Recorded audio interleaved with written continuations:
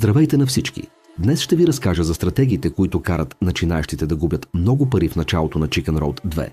Честно казано, и аз загубих доста пари в началото, преди да разбера, така че днес ще ви кажа какво правя. Един от първите важни моменти е да адаптирате своята залог към контекста. Виждам твърде често хора, които залагат винаги едно и също в продължение на часове и се опитват да бъдат последователни. Не, трябва да се адаптира залога според ситуацията. Току-що сте спечелили, разделяте залога си на половина. Току-що сте загубили, умножавате залога си по 2.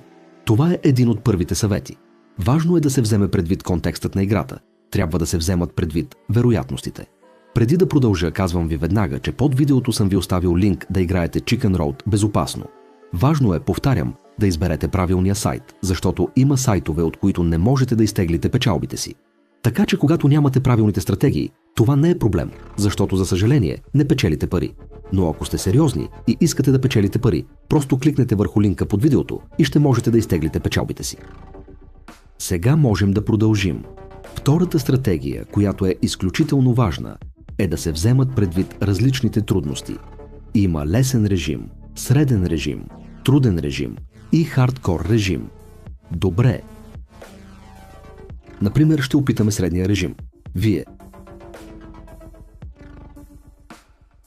Щях да кажа, че виждате, че е по-трудно, но все още не бях смачкан и накрая бях смачкан 2 пъти поред изключително бързо. Така че не трябва да се подлъгвате от по-примамливите, по-големи награди на режимите медиум, труден и хардкор. Аз очевидно препоръчвам да играете в лесен режим, защото вероятността за печалба е много по-висока.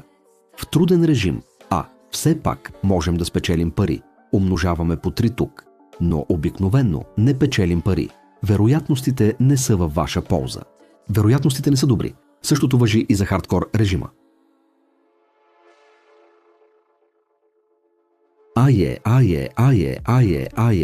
Всъщност, в хардкор режим губите контрол върху вероятностите.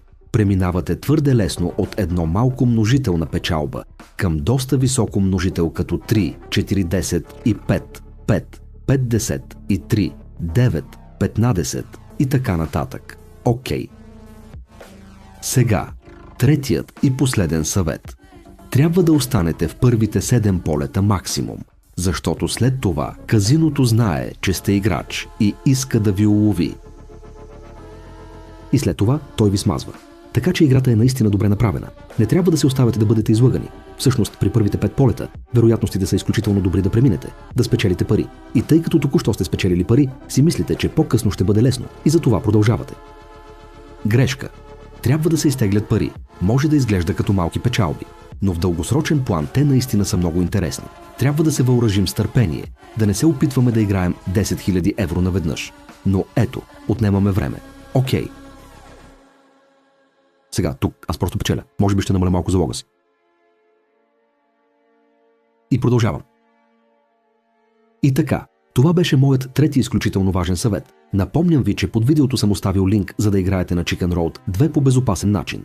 Така че продължавайте, забавлявайте се, спечелете колкото е възможно повече пари и ще се видим скоро, за да говорим за стратегия.